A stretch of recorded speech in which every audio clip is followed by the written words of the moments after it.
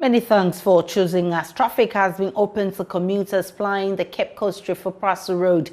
A major bridge linking the two communities was washed away by floods following Saturday's downpour. One person died and scores were trapped in their homes at Amamoma in the central region. Nearly 1,000 people in the Komenda Edine-Guafuebure municipality are currently seeking shelter in churches, mosques, and school blocks. Richard Kwejanyako has more in this report.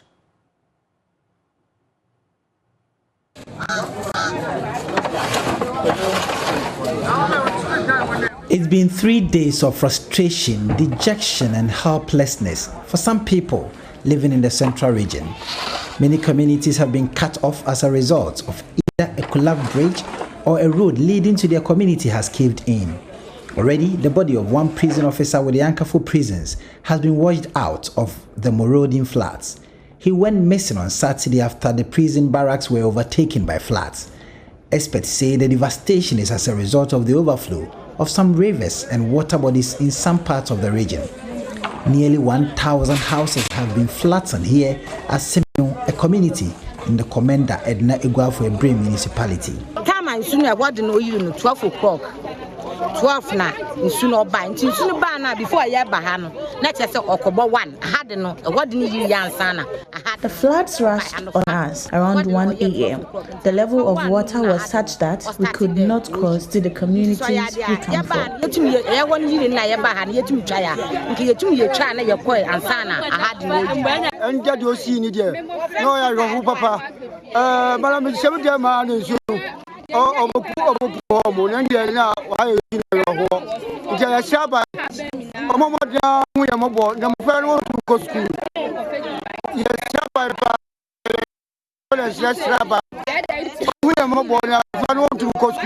not only Simeo, but towns like Ntranwa, Abbey, and Dutch Komenda. These places are worse off. Some canoes have been procured and have been at work helping to salvage the little that's left.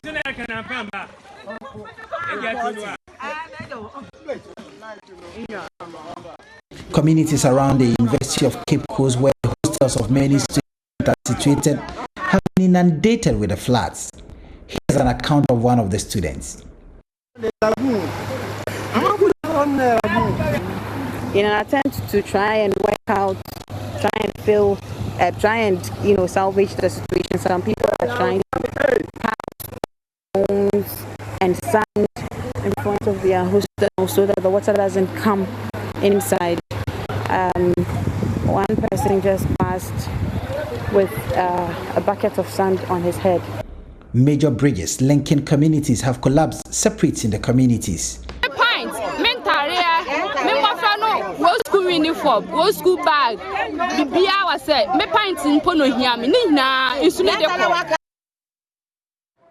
Commuters have been expressing relief on the opening of the road for traffic. Some of them spoke to Joy News. In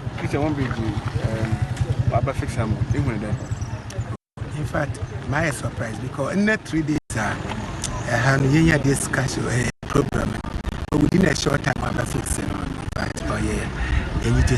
because we were thinking how we will even commute.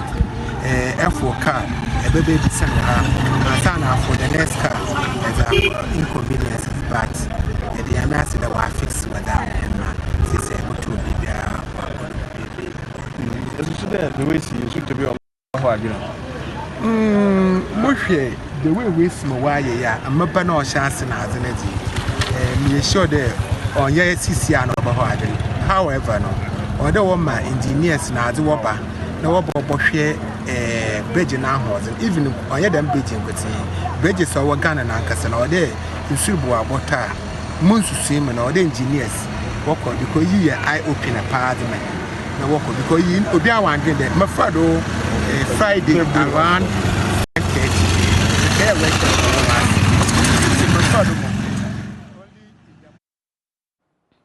The Roads and Highways Minister has arrived at that part of the road which has been cut off. My colleague Richard Kwejanyako has been following the minister. He joins me with more. Kwejanyako, has the Roads Minister started inspection yet? Yes, he started in the KEA, the Commended Aisha Ibrahim municipality, where several of the bridges collapsed, and then proceeded to the one that has just been repaired, the Cape Coast Jokwa-Kakum National Park Road. And he seemed satisfied. He said that more works would be done on that particular bridge. And so currently, we are visiting some of the broken and the collapsed bridges that have cut some communities away from each other. And so that is what we are on now. What assurances has the minister been giving to the people? Well, so he's here to speak. He said that he is going to speak after the end of the assessment, his tour. And so we are here to hear from the minister. But some of the commuters are saying that the Kakum National Park Road, that particular bridge should be looked at again, because with the current fixing that has been done, they feel that should it rain and should the flood waters be enormous, it might also break down again. And so they are appealing to the authorities to ensure that it is fixed anew. What are the authorities also saying to their request? Well, so the MP for the area says that he agrees with them. He believes that that road is a very important road. It serves as a food basket for the greater part of the towns and cities in the central region. It also hosts a lot of tourists. The cocoa areas, they cut the cocoa from that place and all of that. And so if the residents feel, and then he also even feels the same, that also needs some urgent fixing. And so something would have to be done in addition to what has currently been done temporarily to ensure that that road is open to traffic. So what's the traffic situation currently as we speak following the opening of that bridge? Well, so it was open this morning, and it's good. The drivers are happy because they had to take a different route if they are coming from Chitupra to Cape Coast, and so now they are very happy. But felt that many that are also trapped in their hostels, in their homes at the University of Cape Coast, Amamoma Kwapro, and the others, they are yet to get to their homes as well, because the roads have also been taken over by floods. Yesterday, some of the students that worked in the floods, it measured up to their shoulder level, and so they had to hold hands. And this morning, they are trapped. They are looking for food. Others are looking for food, trying to access food. They are not getting, but they are praying that by midday, because now the sun is shining, so by this evening, then the rains would have, the floods would have receded, and they can get access wherever they want. And so that is what is currently happening. Richard Kwejanyako is our man on the beat. We'll certainly bring you more on this in our subsequent bulletin. Let's come back to Accra, because there's been heavy vehicular traffic Monday morning at the Alaju intersection of the Nsawam Road after a truck carrying tomatoes overturned on the median. The truck emptied its content onto the road and blocked 2 lanes, one on both sides of the road. It's taken personnel from the police MTTD to control traffic flow as a result of the accident, which is said to have been caused by brake failure. Manor Cranting was at the accident scene and now reports. So it's currently a desperate effort to salvage what can be saved from this rubble of a Kia Rhino truck, which overturned right here on the stretch leading to the Kwame Nkrumah interchange. For now, 2 lanes, one towards the Kwame Nkrumah interchange and the other towards Tesano, have been taken by the truck with tomatoes splattered all across the streets. For now, it's a rush for what can be saved. As you're seeing, the young men now trying to cut what they're able to collect from this rubble into another truck, which we're told will be heading towards the depot of the owner somewhere at the Agboglushi market. For now, though, we don't know how much is estimated to have been lost from this particular accident. But we're told that the truck contains 60 boxes of tomatoes. Currently, we have police presence here attempting to direct the traffic and make sure that it doesn't compound the situation all the way towards Achimota. In just the past couple of minutes that we've been here, I've noticed that the traffic light at this particular intersection doesn't seem to be functioning properly. It is past 7:25 by my time, and the traffic light is still blinking on amber. That gives an indication of a sort of confusion, at least at this particular intersection, until the entire, remainder of the tomatoes in this truck are collected. We perhaps would see the continuity of this traffic, which is building up and is only, flowing by the help of men from the police MTTD, who are under the instructions to help ease the flow of traffic until the truck has been towed away from here. Well, I've been speaking to the driver of the truck, who has been giving some details on when they moved and how they got here. The friend Collins here, boy. Collins here, boy. Una now drive a car. Okay, today is here. This here, me feel break. Break na me feel here no. Na cars 4 and need minimum. Cars 4 need minimum no. Me dwe nipa na omotimu no enkwa first. Nti e ba sa no. Me hwe me driver sa na kwan kakra eda ho a metima da afa ho. Tabasa betwi ne pavement wo kwani fifo betwi pavement na sanke be ya car be slow down. And so me hwe say da car ne se kwana intimi slow down. And I'm kase me de boka ni mususu a yase me dwene nipa na omotim car ni plastic car phone mu nkwa. Tabasa me betwi pavement no. Me di twi pavement no. Emli kana stena de kwana ekọ. Te twa se me dan car na de eto form na me dan car na eto. Na mo ye nipa sen na mutim. Me pa cheni nipa 3. When you are Pacho, me meet ni and Antusi ne ban. Okay. 9 to some different. Pacho, the free domain crew. Time ben amutu ye. Me pacho, you to domain crew around be 8:32. And yes, and I'm share tomatoes no box no. I said you who no sana box no tata so okay ni mo no.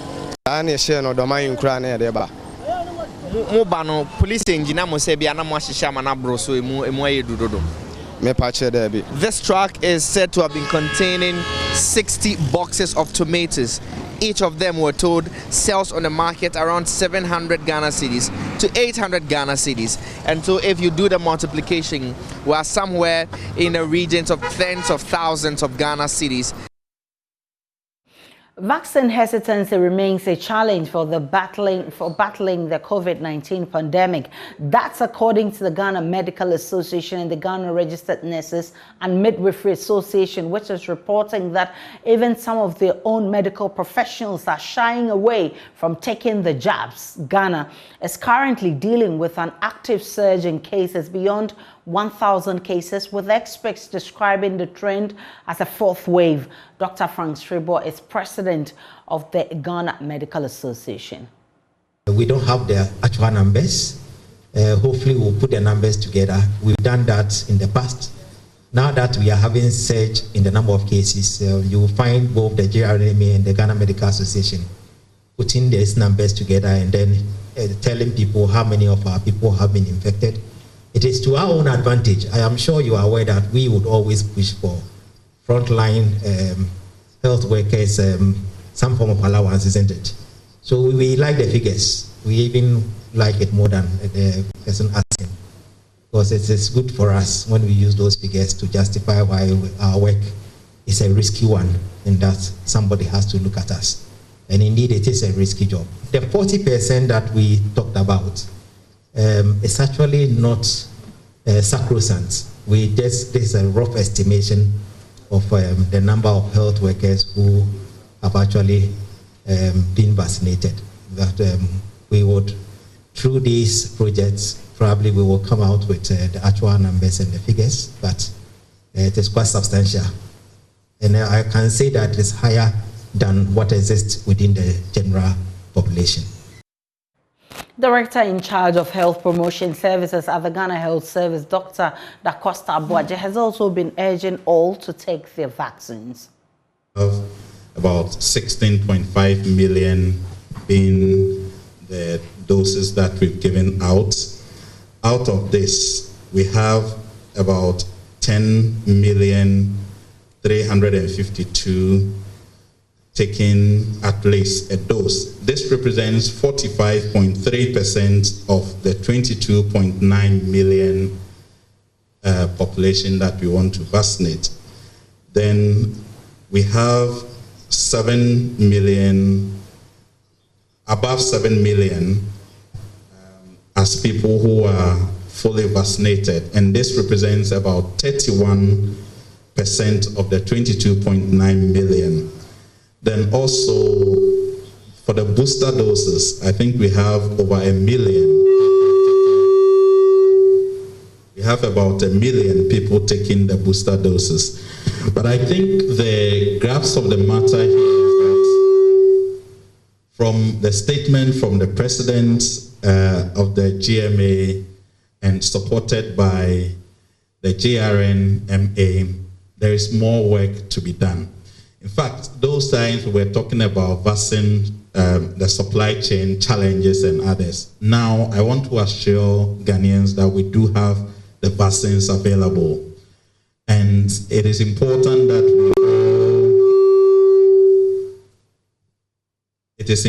that we all get vaccinated. We can now speak with Dr. Chris O. He is the senior lecturer at the University of Ghana and also in charge of critical and severe conditions at the University of Ghana Medical Center. I'm grateful for your time, Doc. We're hearing of one death so far for the year 2022. Doctors are also warning of a fourth wave. What does all of this mean to our fight against COVID-19? Yeah, good afternoon, and thank you for having me. Good afternoon to your audience. So let me just correct that I'm a senior lecturer in the University of Ghana Medical School. I'm a case management coordinator for severe and critical COVID-19. The other thing I wanted to point out is that actually we have already had 4 waves. We're actually talking about just entering our 5th wave. So from the beginning of COVID-19, the March 2020, we have already had 4 waves. 4 waves with significant deaths in our country. As we speak now, my information is that there are already 3 mortalities, 3 people dead from COVID-19 in this wave, not just one. The numbers are going up, just like in other places in the world. And the severe and critical diseases would always follow or lag behind the numbers, and the increase in the numbers, by about roughly 3 to 4 weeks.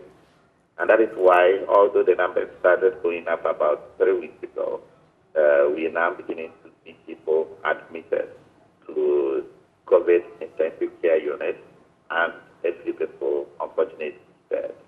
And that is very worrying because most of these people we're talking about are people who have not vaccinated. Again, there is so much laxity now with respect to the protocols, and as my colleague in the association, both doctors and nurses association, has mentioned, it is important that we quickly pick up from where we unfortunately left our preventive protocols, the mask wearing, the hand hygiene, and the distancing, so that we will minimize the number of people who are requiring ICU and the number of people who are dying. It is important also to have a very big push now for those who have not vaccinated to get vaccinated, and those who had their last vaccination more than 6 months ago to get their booster. There is enough evidence now of the duration of most of the vaccines that are available globally with respect to both the vaccination and the booster. And we're looking at a period of roughly about 6 months. The vaccine is protective.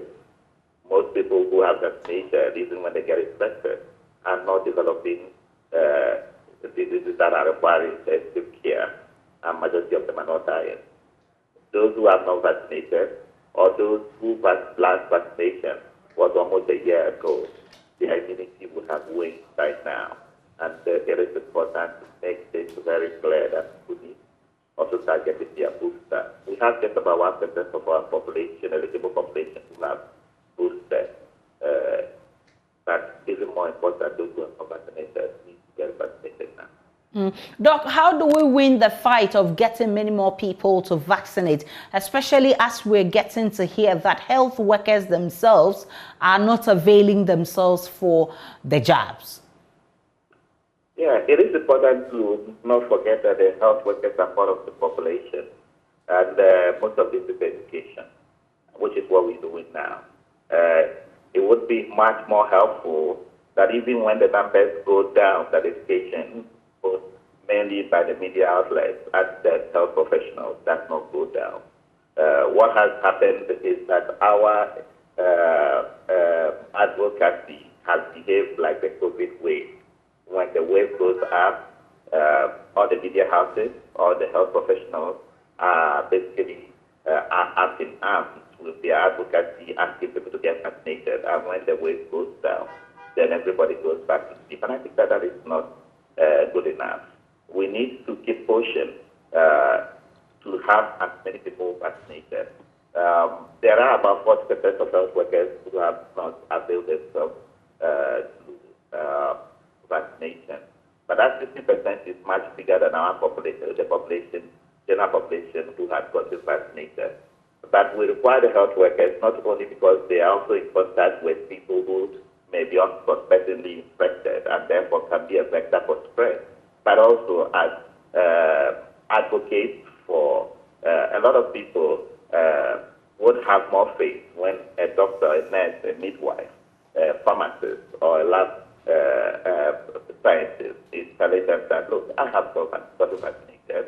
I think that you should get because of this is ABC. But that education needs to be sustained.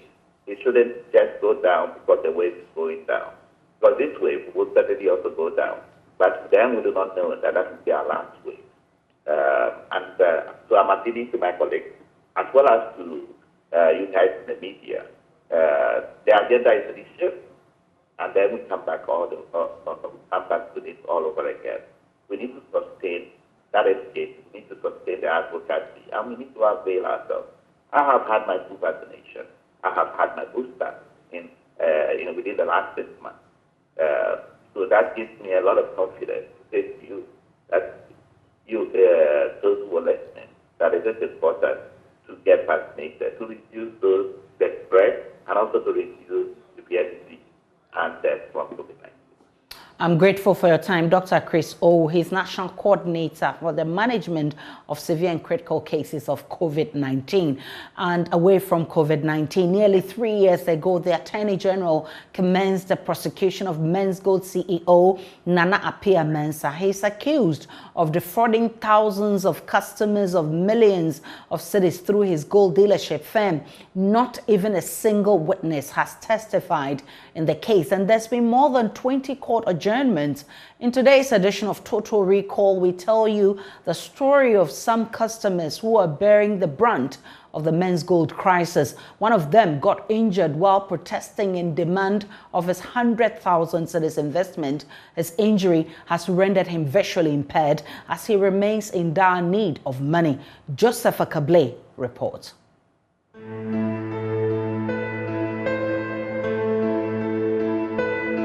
I nearly killed myself that day. I nearly killed myself. Even the day I went to Men's Gold, I heard it on radio, but I could say it's not true. So I myself went to their head office at Jolu. So as somebody told me the thing, that, hey, now one thing I just fell down, and then some of my friends put water on me before I get up. I nearly hung myself.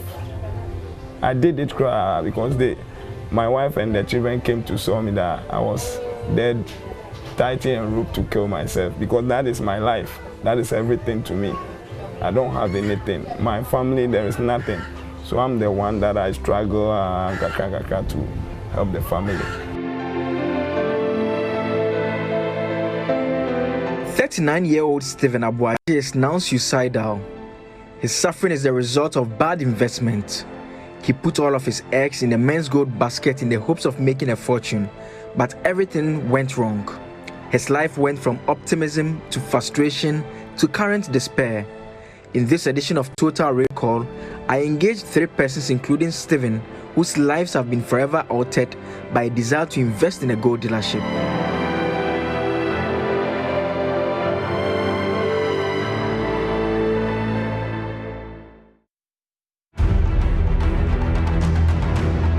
Men's gold was an investment that was too good to be true.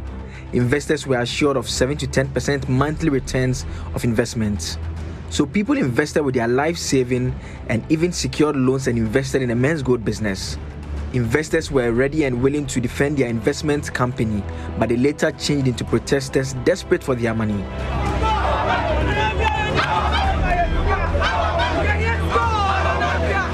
In July 2019, state prosecutors filed charges including defrauding by false pretenses against CEO of the defunct company, Nana Pia Mensah, aka Nam1.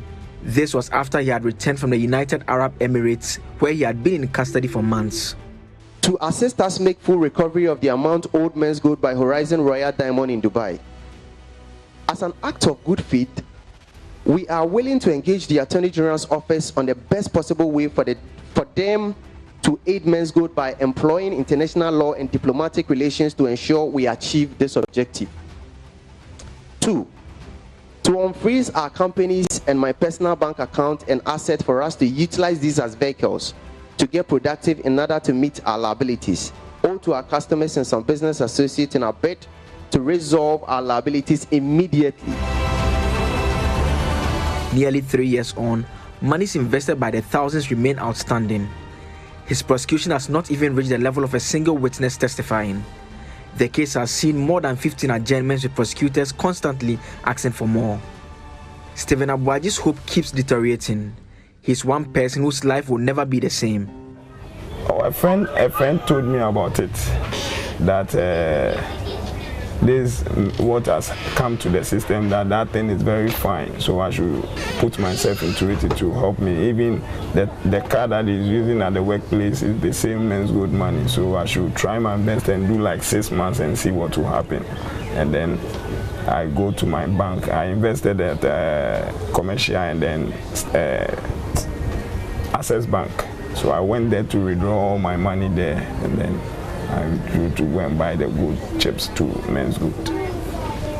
I mean, were you not worried about whether this is a company that you could trust, whether it is registered? Were you not worried about all those issues?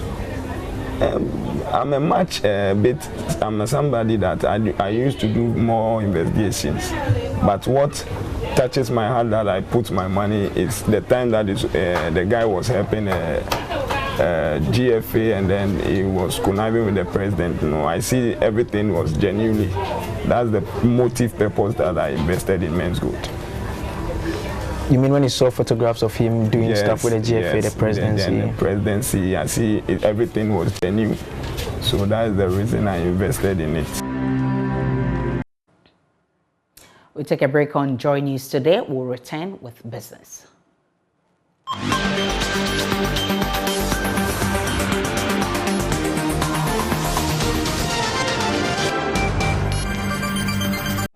Let's do business now. I am Beverly Broom. The UK Ghana Chamber of Commerce has indicated that a cut in flights by British Airways from 7 days to 5 has had little impact on the business of its members. According to its executive director, Ajoba Chema, the members of the chamber are coping with the changes made by the airlines. There's more in the following report. At the Chamber's Royal Ascot Ladies event, Ajoba Chema, Executive Director, revealed that there are further engagement with the British Airways on the way forward. With British Airways is a member of our chamber, so we've had a conversation with them about this, and it's not peculiar to Ghana only.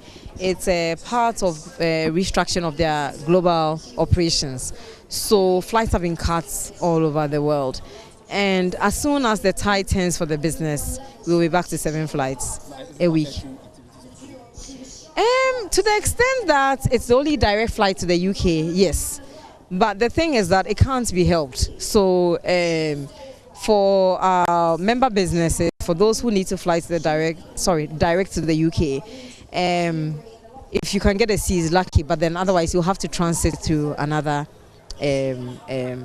national carrier for another country. The Royal Ascot Ladies event she indicated as a corporate social responsibility targeted to help improve Ghana's health sector. According to her, the event will aid in raising funds that will be channeled into an investment of the clinical trials unit at the University of Ghana Medical Center. The Royal Ascot event in the UK is a very iconic event that is patronized by the Queen herself. She's the patron and she attends herself every year. And it's an event in the UK that has been running since the 1700s. We're looking for an event that we could tie to a charitable cause that the Chamber can champion. And we thought, if we're promoting the UK in Ghana, then why don't we host an Ascot experience on the Ladies' Day, because Ascot's races have been running all of this week in the UK, and today is the Ladies' Day at Ascot in the UK. Dr. Christian Owu, head of the intensive care unit of the University of Ghana Medical Center, described the move as necessary to improve Ghana's health sector. As Ajoba told you earlier on, this is in aid of the establishment of the University of Ghana Medical Center Clinical Trials Unit. First of all, what I want to say is that we've been in this country in the last 2.5 years and seen the ravages of COVID-19. Part of that had been the myriad of interventions and agents that had been bandied about that could be used for treatment of the patients. And a lot of them, with time, we realized did not work. Away from that, the National Petroleum Authority has cautioned consumers of the dangers of patronizing petroleum products on tabletops. At an engagement with some journalists in the Bono region in Sunyani on petroleum pricing and quality, the regional manager Kwejo Apia said they are collaborating with the security to clamp down on such activities which pose risk to public health and safety. Precious Semevo has more in the following report. The media engagement for journalists in the Bono region in Sunyani afforded officials from the National Petroleum Authority the opportunity to explain the petroleum pricing formula, post-deregulation and fuel quality. Aisha Ibrahim Tasunti, head of economic regulation at the NPA, said the deregulation policy has relieved the government of the burden of subsidy and ensured the availability of petroleum products on the market. One of the purposes of the deregulation policy was to make sure that the supplier is recovering its cost fully and then make the product available for us. So to that extent, we have never had any shortage or scarcity of petroleum products since this policy was implemented. You know, we're used to having the price of petroleum products staying the same almost throughout the year without changing. It makes inflation stable, right? One of the impacts of the price regulation policy, because we keep seeing the prices rising when they are rising, we've seen that it's also affecting inflation. But the other side of the economy is like the premix fuel, which I mentioned. It is targeted at the fishermen, so that subsidy still exists. So but for petrol and diesel, which everyone uses their cars and buys, it was quite difficult to target that kind of subsidy, and that's how come the subsidy was removed. So it has relieved government of that burden of taking money it could have used for other developmental projects to pay for subsidies. Said Ubedela Kutia, the head of quality assurance, on his part explained that the quality of the petroleum products gets compromised when there is interference along the way to the consumer. Normally, you have petroleum products quality being compromised when there is a transfer. If it stays at one place, nothing happens. But when it moves, that is where you start getting challenges. So once the product is pumped or transported from either the refinery or the harbor into the storage depot, we perform another stage of quality control checks, which is a verification of the product quality at the retail outlets. When that is done, that is, you always get the product meeting 100% because most of the transfer is through a pipeline where you have limited sources of interferences or contamination. But the same quality cannot be said about petroleum products sold on tabletops in some communities. The Bono regional manager of the NPA, Kwejo Apia, said they are stepping up measures to ensure public safety and urged consumers to desist from buying from unapproved outlets. We have realized that there are a few along the Atebubu calm it down, so stretch. You know, these are, let's say, untarred roads with isolated fuel stations. Certainly, the authority do not condone the sale of petroleum products on tabletops. I mean, apart from the fact that it's hazardous, it also poses a great risk to public health and safety. So we are taking note of these outlets. When we are done, we are going to liaise with the district police commander, and then we will have a program to do a swoop on one or two. Then it will serve as a deterrent on the others. We will also do some public education for people not to also purchase fuel from these tabletops. Precious Semevo, Joy Business, Sunyani. Visit myjoyonline.com/business for more business stories. Up next is sports. Let's do sports now on Joy News Today with me, Muftau Nabila Abdullah. Kotoku Royals have received their trophy after emerging champions of Zone 3 of the National Division 1 League.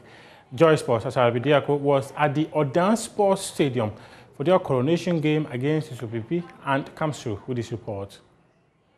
The Cook Royals has become the first Achimota football club to secure promotion to the Ghana Premier League. The club, which was formed in 2003, is the pride of the people of the Kotoku traditional area in the eastern region of Ghana. It was no surprise the famous Odan Sports Stadium was the center of attraction during the coronation game against Susubribi. They finished first in Zone 3 of the National Division 1 League on a dramatic final day. Players of the club were elated after lifting the trophy.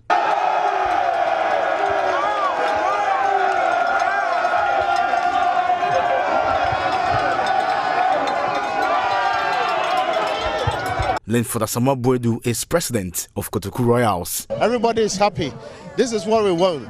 The beautiful game has come to Akemodan, and Akemodan will write their name in the front page of all sports media, all sports papers, everywhere when you mention soccer or football.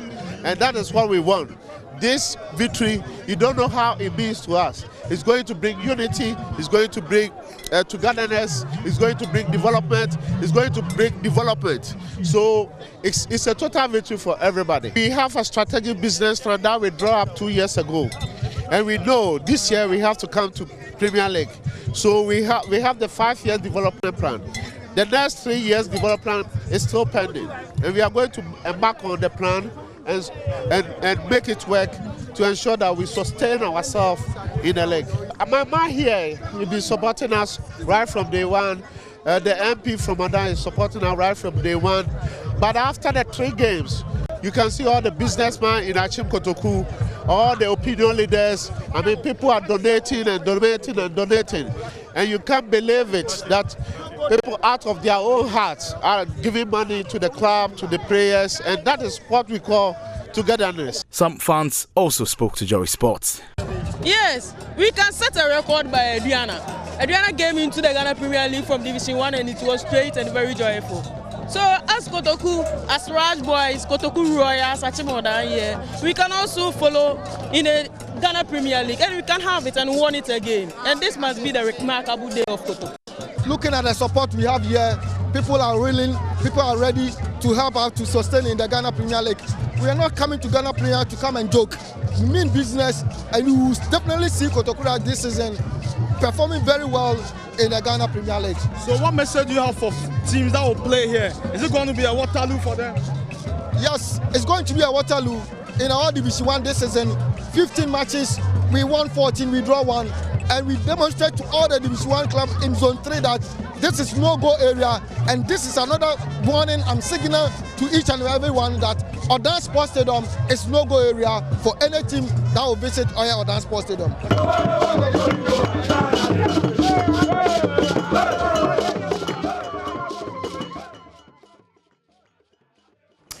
That's your sports for now, but we do have more sports stories on myjoyonline.com. I am Muftau Nabila Abdullah.